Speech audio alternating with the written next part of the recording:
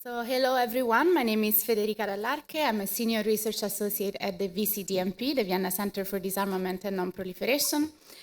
I'm very honored to be here today. First and foremost, I would like to thank the organizers for inviting me, for giving me this opportunity. And I want to compliment Ettore, Manuel, Paola, and Natalie for the great job with this very successful conference. But I'm also very honored because I have the opportunity to chair a panel discussion or to have an informal chat with Verle and Christopher, who are two former participants of two programs that the EU Non-proliferation Consortium has established. Verle is a former participant of the mentorship program, whereas Christopher is a former participant of the Next Generation. So for those of you who are not familiar with these two programs, let me just introduce them very briefly to you, and then we can go to our very nice and informal discussion. But a few years ago, driven by the perceived age and gender imbalances in the field, the VCDMP and IAI, thanks to the incredible and enthusiastic support of the chair of the consortium, which is Sibylle Bauer, and Mariolyn van Delle, who is the High Representative for Non-proliferation of the European External Action Service. So thanks to their very enthusiastic support, the VCDMP AI have established the Young Women Next Generation initiative. This is an initiative that has the goal to bring the younger generation close to arms control, non-proliferation, and disarmament. So through the Young Women Next Generation initiative, we organize public webinars, skill building exercises. We organize outreach events at universities around Europe. So if you are a professor at a university and would like to host us, let us know. We'll be happy to come to you. But through the initiative, we've also created a mentorship program. Every year through this mentorship program, we select around 20 young mentees, young female, who are paired with high-level experts in the field. I have to say the competition is very fierce. Every year we usually receive about 300 applications. So all the mentees that we have, I have to say, they are very top-notch, and I'm so proud of them. And so Verle is one of the former mentees. She was a mentee from the second cohort, so from last year. But a few years prior to the Young Women Next Generation initiative, the consortium also established the Next Generation workshop. And this is very much matches the goals of the Young Women Next Generation initiative, and Christopher is one of the participants from last year. So I'm very delighted to introduce them both to you. Verle is also a consultant with UNODA, whereas Christopher is a PhD candidate and also research associate at PRIV. So we decided to have, instead of doing a panel discussion, we decided to organize this as a very informal chat. I will ask the panels a few questions, but then we will open the floor to you. And so I encourage all of you to come up with questions to these amazing panelists. So Verle, Christopher, welcome to this conversation. And let me start with a very mandatory question, right? So how did the mentorship program in your case and the Next Generation workshop in your case changed your career path, if it has changed your career path? And would you recommend the programs to your peers? Verle, we'll start with you. Thank you, Federica, and thank you for having me. I'm very excited to be here and to speak as a former mentee. Obviously, my answer will be yes, it has impacted my career, and I will be very, very lauding of the program. So first of all, I think the mentorship program is not something where you get in and it just gives you everything. It's also about you having to put in yourself, and you get the most out of it by actively participating. But the mentorship program does provide you with all the opportunities that you need to really excel. So first of all, I had a great mentor, Anna. She's in the room as well. Honestly, it was great to meet someone who also shares my interests and kind of lifts me up and tries to guide me and advise me. And I could basically come to her with any questions I had. But also, you know, the program brought us to the EU conference last year, where I got to attend the Next Generation workshop. I actually saw Christopher speak, and I think it's one of the things that, you know, you see impressive, young, knowledgeable people do impressive things, and it kind of inspires you and makes you feel that you also belong there and you can do that as well. So it's providing visibility to peers doing impressive things. And then it also gives you, there's funding opportunities for e-learning, funding for e-learning opportunities, which I obviously made use of. And I attended the Isodarko nuclear weapon security course, which as someone who does unpaid internships and as a student, you don't necessarily have the means to do that without something like the mentorship program. There was also these substantive sessions, skill building sessions, and for me the skill building session that we had on mindful communication was incredibly useful, because in the program we're encouraged to provide a deliverable, and I really did that in cooperation with Anna. I wrote a paper and I presented it at the Ava Myrdal Center conference in Sweden, and the mindful communication sessions really made me a bit more confident in that speaking. And I think also the interaction with the fellow mentees, I didn't expect that, but you kind of build a community of like-minded people, and you see other young women doing impressive things. And I think overall, the way that the mentorship program has shaped my career is I feel a lot more confident in the field, and I actively try to engage, and I see other people do these things. So it inspires you, it encourages you, and you get the confidence to continue with it. Thank you, Verle. And Christopher? Yeah, thank you, Federica. For me, the Next Generation workshop hasn't changed my career, but has definitely made an impact. It was the first workshop or first conference that I attended after starting my PhD, and it was really a safe space. It was a space to experience for the first time presenting something, showing your research, putting you out there. It gave the chance for receiving feedback, for honest feedback, and for constructive feedback. And that was really something that helped me in developing the ideas that I presented there into my first publication. So I have to say, it didn't change the trajectory of my career, but it made it easier to ease into the academic world, into this presenting and publishing way of doing things. And then on the other hand, and I think that's even more important, it gave you access to a network. And I think the idea of having the Next Generation workshop together with the Mentee program is a brilliant idea, because through that way you're engaging with all these people that have gone through the mentorship program, and you basically already know a couple of people that you will see again and again, and it's quite nice to be here a year later, but having seen a couple of, or quite a number of people from that Next Generation workshop throughout the last year, and already starting a bit of a network that comes out of that, which makes it obviously way easier for younger people to start a career in that field. Thank you, Christopher. Well, the goal is precisely to create a community, right? So it's fantastic that this is happening. And it's great to hear that both programs are helping you ease your way on the entrance into the field. But I'm sure you've been encountering some obstacles as well. What are the obstacles that you have encountered, or you are encountering right now as a young person coming into the field? And we'll go the same route. Yeah, thank you for that question. And I think it's sometimes also important to highlight some of the challenges that young people face in coming into the field. And I mean, it's tacky talking about money, but unpaid internships is something that I really struggled with as well. And so it's great to hear, for example, about funded traineeships of the EU Consortium and about scholarships being available. But also beyond that, I mean, getting a first paid experience is sometimes this kind of step that's very difficult to get over and to cross over into, because there's not many entry-level positions available, and so it's very competitive, and so the standards are being set very high, and so entry level these days sometimes means 2 years of experience. But how do you build that experience? Through internships, but those are not paid. And so that's something that as a young person coming out of university can be discouraging. So I see many people going a bit of a detour before they actually come here. So that's one of them. I think also education wise, I mean, for me, I did political science, international law, that's my background, and I come from a bit of a human rights focus in that.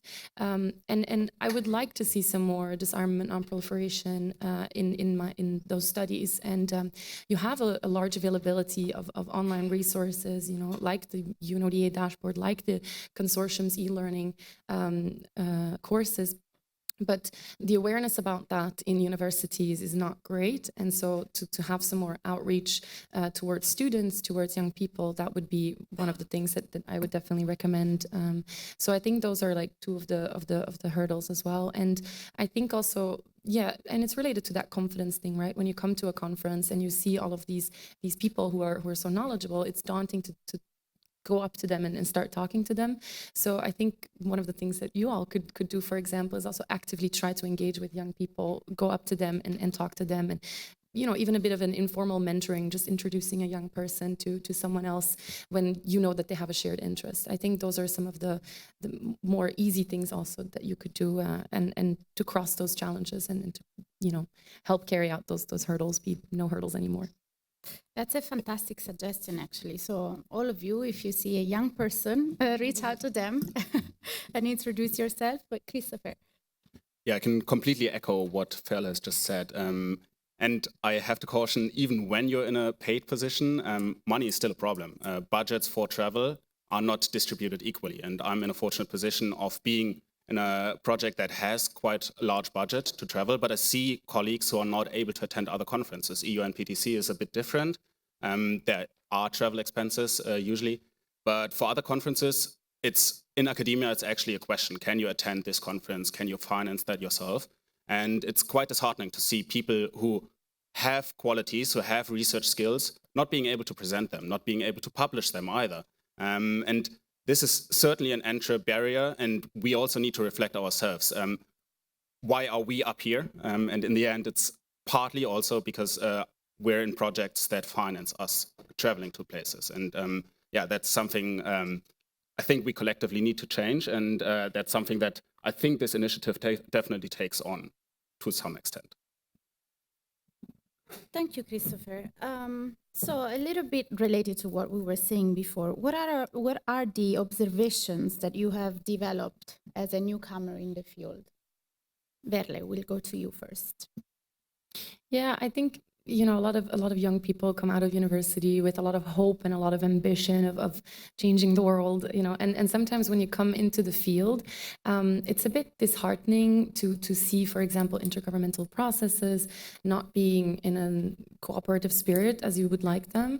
And of course, I do understand that the global challenges. I'm not naive in that sense, but I do think it's also because of those global challenges that as a young person, you would like to see that cooperative spirit a lot more. So maybe that's one of the things. I also think that there's not necessarily a lot of connection to other fields yet. And I thought it was great that we had at the Next Generation workshop scientists speaking as well. So you have that interdisciplinary approach. And similarly, I think disarmament, to make it also a bit more understandable, tangible, I think it's great if you can connect it to other issues that people are already a bit more aware of, like sustainable development or human rights or the climate movement, for example. Those are things that very often can make disarmament a bit more easy, accessible, and understandable for younger generations to also put their minds behind that. And then finally, I think being open to new initiatives. I understand the protection and strengthening of established things in the field. On the other hand, I do also think that it's necessary to look at those critically and to be open to reinvigoration, new initiatives. And I think that young people can actually be great for that because they do come with a different view, not having necessarily the background entirely, which sometimes just gives a different perspective than you would have if you do understand the whole background. So I think that's something that young people can bring as well, some of the observations. Thank you. Thank you, Verle. Maybe I'll go with a follow-up question to that. So do you see concrete differences in which that the younger generation could bring, like in terms of voices or in terms of ideas? Yeah, I think, it was, for example, it was said that it was suggested during the artificial intelligence session earlier.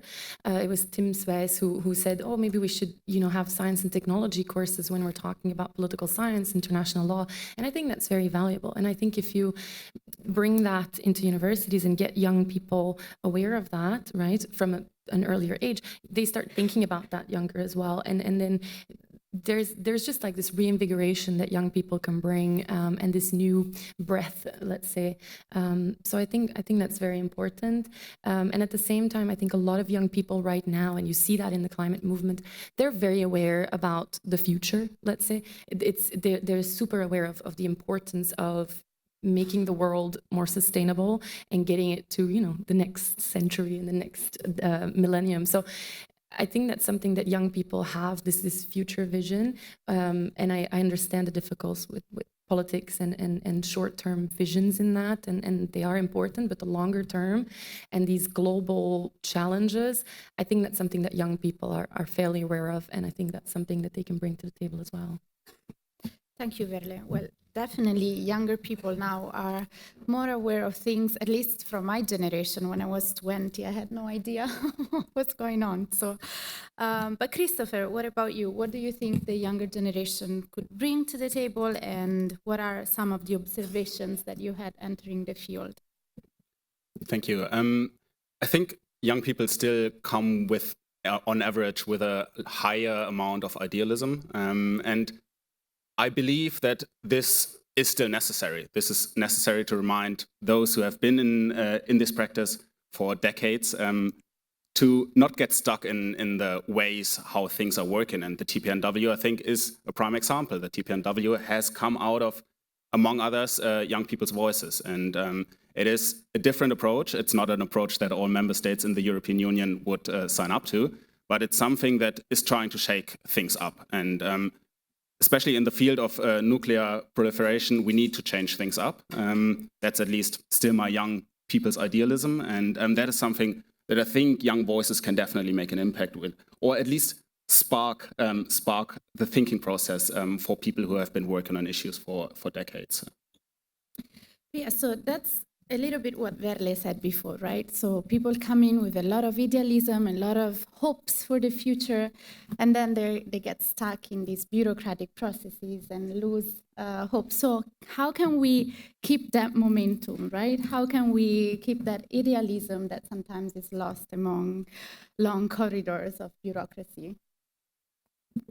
Well, that's a tough question. If only I knew the answer. But no, I think one of the I personally really, coming from that human rights focus, I think it's really important to also keep in mind where the push for disarmament, non-proliferation, arms control comes from, and it's it's also about people and the environment, and it's about much more than strategic, and I do understand that's a bit of a a statement that has some controversy around it, but I personally feel that if you focus on that as well and you really understand the humanitarian impacts as well, that's something that I don't think young people easily lose track of, and I feel like that's also something that can keep processes going. And so the importance of, I mean, if you look at nuclear weapons, the importance that these weapons, like the push they still, or the pull they still hold over the world, and then if you then link that to the humanitarian aspects or to the disastrous consequences if something goes wrong, if you keep that in mind, it's something that can always keep that drive, and you do have to go beyond politics, let's say, for that. But I think that's something that, if you keep it in mind, it will keep a push as well. Thank you, Verle. Christopher? I would also hope that we're not losing our idealism, but it's more to come back to that Lord of the Ring analogy, that we've come a far way, that we're actually looking from a different point of perspective, and now our idealism might be mainstream in 10, 15 years. Maybe it is accepted in 10, 15 years that climate change has to be challenged, or has to be addressed in a different way than it is right now, or that nuclear weapons need to be banned for every member state in 15 years. So I hope this is still my idealist approach of stating that we become the new mainstream in 15 years, and then there will be another generation that's more radical, and that might push us and might see us as those who are in their old ways and challenge us and sitting up there. That's great. We can open the floor for discussion. So we still have a few minutes. So if any of you has a question, I see a lady in the front. And please introduce yourself.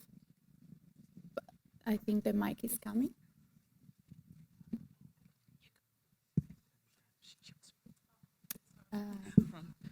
Lady in the front.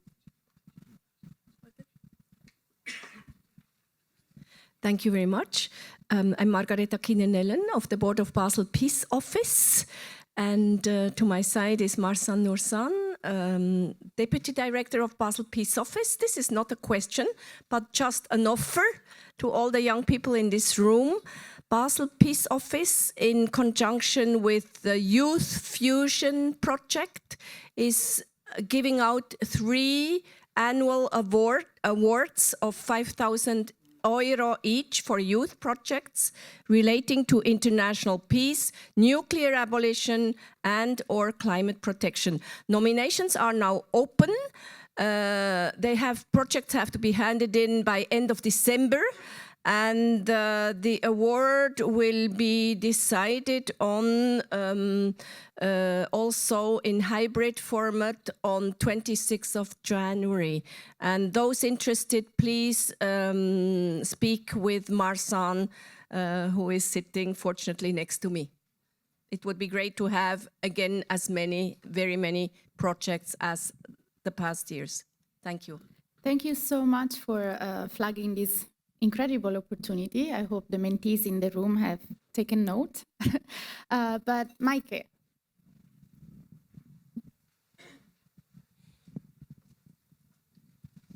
I feel a little bit odd asking this because I'm still also young. But anyway, what I wanted to know is, so I teach students, and so from your teachers, what has helped and what has not helped? What should they have done differently and what did work? So how can I best support my students in this field?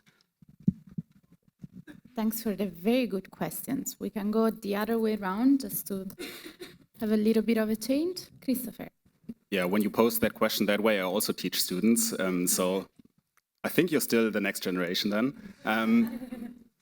What I always took away from great teachers, from great professors, was when they are passionate about a thing. And it didn't really matter for me whether I agreed with their passion, whether I agreed with their stance that they put forward. But the important thing was for me to get thinking and develop counter arguments.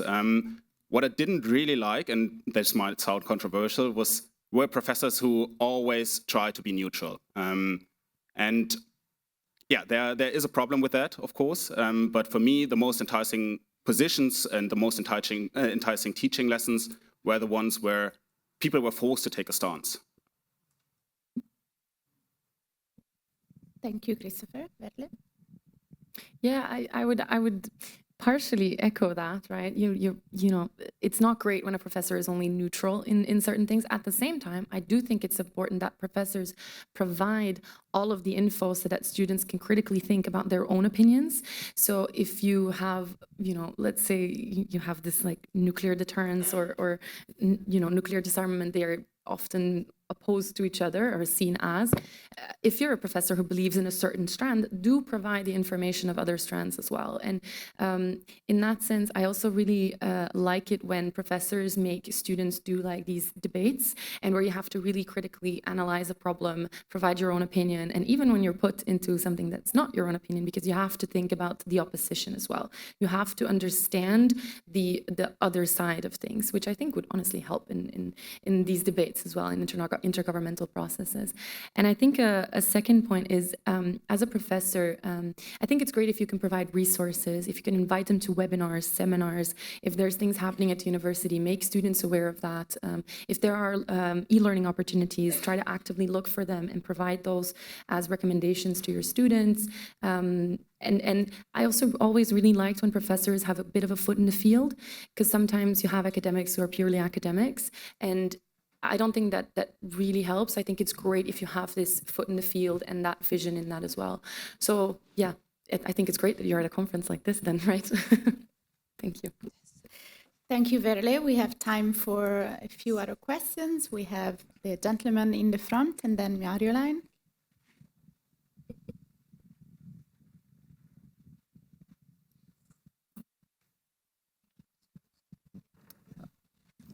Thank you. Just as professor, just a remark of a professor from Global South. Yes, I think you should pay attention to one thing, is that for such topics, nuclear non-proliferation, nuclear proliferation and disarmament, I think you should distinguish between the Anglo-Saxon system, when most experts, both they are scientists and political scientists. It's not the same in the French model. No, French, I mean France, maybe Belgium, North Africa, etc. So I have supervised students, I have supervised senior military, but we have always, I was always confronted to this problem of sources. We have nearly nothing in French, nothing in Arabic. Personally, I have prepared my PhD in France. It's state doctorate d'etat. I think Anglo-Saxon have not. You know, it's 10 years. You can prepare them for 10 years.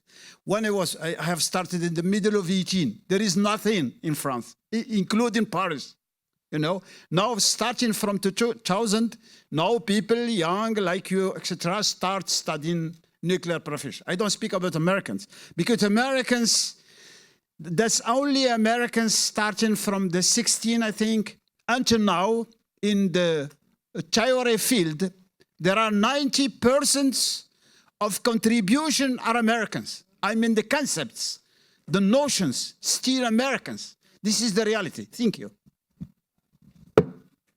Thank you. Well, you know, unfortunately, as an Italian, I would love to see much more work in Italian as well, right? But unfortunately, the lingua franca is English for everybody. So I guess we have to go with that. Marjolein. Thank you very much, Federica. And as you know, I'm a big fan of the program and the way you're all running it. And congratulations to the two presenters, a fabulous job. My question relates to, indeed, intergenerational cooperation. What will be your top recommendation for young people entering the field now, apart from joining the program? But what should they look for? And what will be your top recommendation from the not-so-young generation in how to work with the next generation? Thank you. Thank you, Marjolein. Maybe we can take another question in the meantime, and then we can go back to the speakers. I see Ettore and then Lucia. Over here in the front. So I cannot resist the temptation to ask you another compulsory question. How do you assess this conference? And particularly, what has worked well in your view?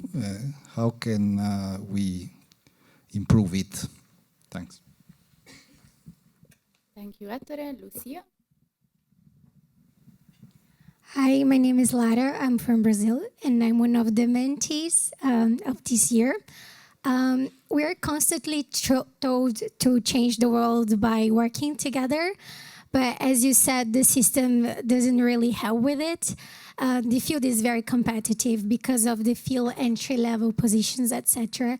And personally, during my bachelor's and my master's, I've met students who are really going crazy, being very competitive, never sharing any opportunities. So despite the discourse, the system pushes us to compete, not to collaborate in a sense. So how do you think that we can overcome this challenge and actually work together when we attempt to compete instead of support each other? Thank you so much. Should we go the same route? So Christopher first and then Verle. Yeah, thank you. How should intergenerational cooperation look like? My experience has been that we as the young generation still have a lot more time at our hands, even though our lives are also busy, to really dive into intricate questions. And my experience was that I was the best help to senior diplomats, but also academics, by diving into one specific thing and becoming the expert on that, intricate voting procedures at RevCons, review conferences. Something that a German diplomat, for example, didn't have the time to deal with, but appreciated getting feedback on that. And that is something where I really, where I would ask the other side also to then take that feedback serious, or take that research serious, because that person has probably spent a lot of time invested into looking into that topic and saving you time by doing that as well. So I think both sides, giving that offer, but also accepting that offer is a good way. And how would I evaluate this conference? I think, this conference is doing a lot of things way better than other conferences. I think in general, just because we have that panel, that's already a big win. But I also think there should be some sort of mainstreaming of young positions. Not on one panel at this time should there be young voices, but there should be one young person on, or one younger person on almost every panel, I think. It's not necessarily the same as having gender quotas on panels, but it could be something that could influence the selection of who's a panelist. Just having that in the back of the mind, to not have all the same opinions being formed 30 years ago. But in general, as I said, I think there's a lot of things being done really well here. And maybe as a last point to how to deal with competitiveness, I'm speaking out of a privileged position again, because I am in a permanent position, I'm paid, and I can emphasize with the struggle before that. Now, having found a position, I can only honestly say you're getting way further by forming networks, by helping each other out, than by competing. And that's, of course, speaking from a privileged position, because I'm now getting my salary. But in the end, this is just, the hopeful thing. If you actually collaborate with people, friends, and people who then in the end will also end up in positions that can help you, this is so much better than not sharing opportunities in the long run. I hope so. Thank you, Christopher. I love that comment. I love that. Yeah, you're not going to go anywhere if you're stepping toes and you're not nice and cooperative. So amazing advice, I would say. Verle. Yeah, I think I'll start with Lara's question and build further on what Christopher said. I think one of my approaches within the mentorship program was really to approach that as a community of cooperation. And so, if you go to a seminar and you have the opportunity to go to someplace live and you meet someone that you see, oh, this is one of my fellow mentees is maybe interested, get them in touch with each other. Or if you take notes on something, share those notes. And if you see a job opportunity that maybe is not for you, share it to the others who might be interested in that. And I think this is one of the things in the mentorship program that is really, really great, that you all do work in that, disarmament, non-proliferation, arms control, but at the same time, you have a bit of a different focus. And in that sense, you can really build each other up. And it turned out to be, honestly, a community of cheerleaders for each other, which was great for me. And then I think the question of Mariolène, for an advice to young people is to actively also look for learning opportunities. For example, when I was living in The Hague as an intern, I started going to these evening sessions by the Isitituto, by Klingendahl. I tried, following live webinar sessions. So if you hold a session and it's either live streamed or recorded, put it online for young people to access if they can't come live to the sessions. And I think I was also someone who wasn't really sure about their focus, because I completely agree with Christopher. If you go into a niche and you become an expert in that, that's great. For me, I wasn't immediately finding my niche topic. So instead I was trying to also focus on skills and be a bit of a generalist in the different skills that I could apply so that I would be a useful person in an organization. And then an advice for the older generation, I think it's to also have intergenerational panels, because we talk a lot about not having a manel, but at the same time, I think it's also important to not have panels that only consist of fully established senior people in the field. I think it's great if you can also add a young voice in that. So that would be my comment. And I think it links to the question by Ettore, is that I think it's wonderful that you have this next generation workshop ahead of the conference, because the mentees were all invited to that, and you enter in a bit of a more friendly, less daunting atmosphere, and then you come in the afternoon, you come to the conference, and you already have a little bit of, okay, I recognize these people from this morning, and I can maybe go speak to the younger researchers and talk about their work. At the same time, during the conference, again, those younger panelists, I think that would be a great addition to have that as well. And I'm actually not sure if anything is recorded or live streamed, but if it's a session about something substantive that might be interesting for young students to be able to follow online, I think that would be great, because thank you very much for the funding and bringing me here, but at the same time, there's many people who cannot and who cannot be here live. So in that sense, I think it would be great if you have some online resources. Thank you. Thank you, Verle. Thank you, Christopher. We have a couple of minutes for another round of questions, if there's any. Yeah, the gentleman in the front. Thank you. I will ask one. My name is Ade Ebo. I am Director of the UN Office for Disarmament Affairs and Deputy to the High Representative. Now, Izumi is the High Representative. So if you were to find yourself face to face with Izumi, what would be your advice to her on disarmament affairs?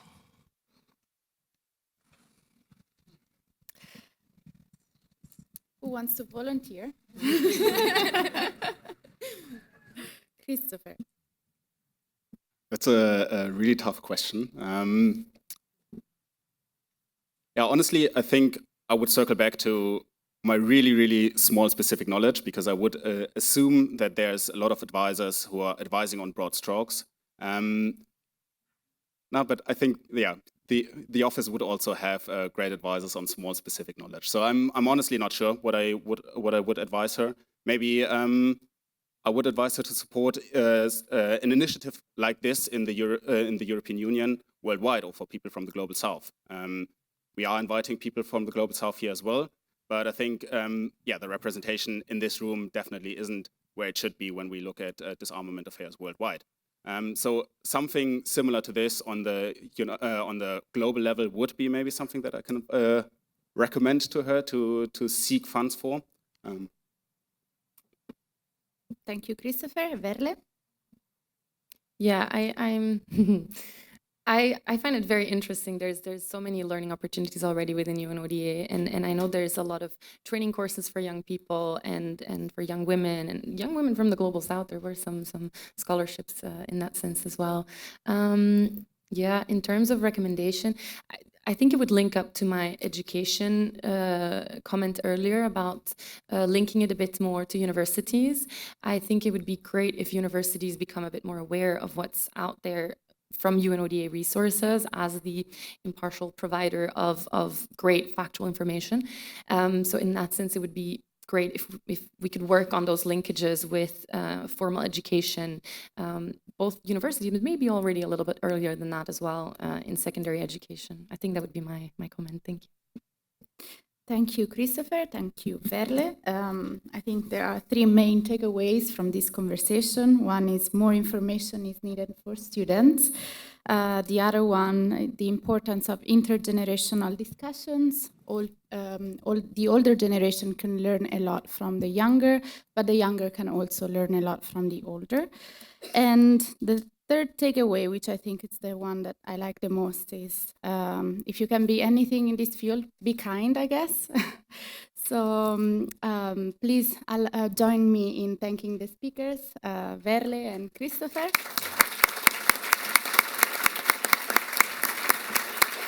Good job. and I'm happy to give the mic back to the organizers. Thank you very much, Federica. And thank you also to our speakers. That was a terrific panel. So I will very thankful if the speakers for the next panel could just come in front and take their seats, please. We should proceed and continue with the conference. Thanks.